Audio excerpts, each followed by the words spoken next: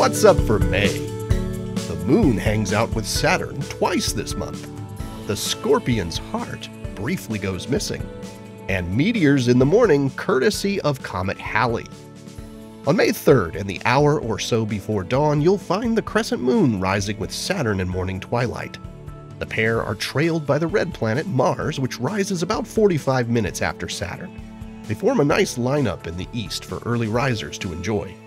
Then on the following morning, the moon shows a slimmer crescent and has moved between Saturn and Mars. The two planets are continuing to widen their separation following a close conjunction in early April where they appeared super close in the sky. And if you have a clear view to the horizon, you might just catch a glimpse of Mercury rising in the hour before the Sun. It's shining pretty brightly, but it's also low in the sky and competing with dawn twilight, so it makes for a good challenge.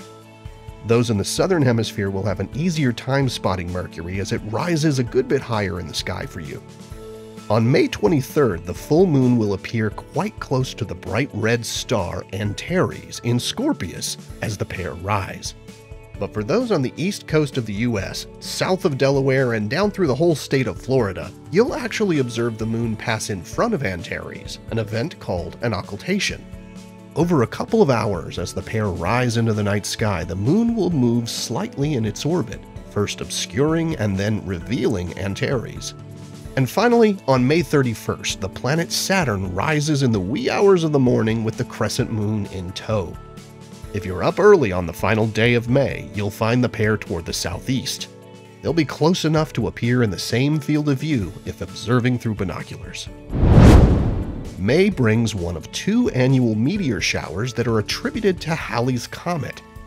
The Eta Aquarid meteors are seen each year in May, whereas the Orionid meteors streak through our skies in October.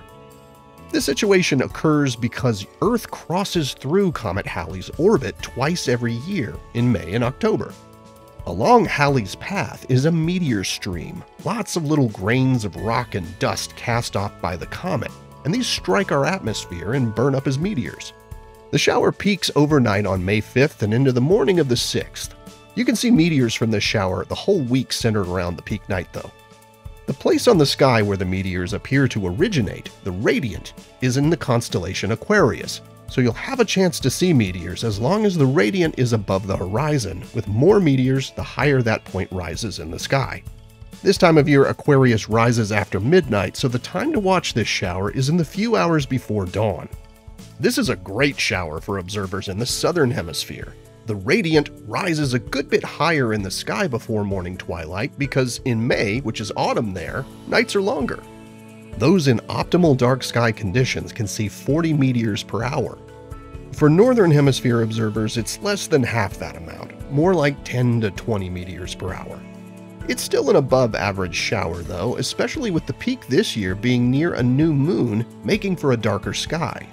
And with the warmer temperatures that come with springtime north of the equator, it can be a worthy shower to go out and enjoy. As always, to see the most meteors, find yourself a safe, dark spot away from bright lights and give your eyes a few minutes to adapt to the dark. Lie down with your feet pointed more or less toward the east and look straight overhead.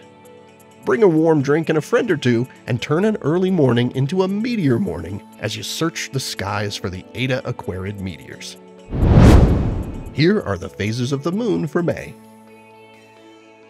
Stay up to date on NASA's missions exploring the solar system and beyond at science.nasa.gov. I'm Preston Dykes from NASA's Jet Propulsion Laboratory, and that's what's up for this month.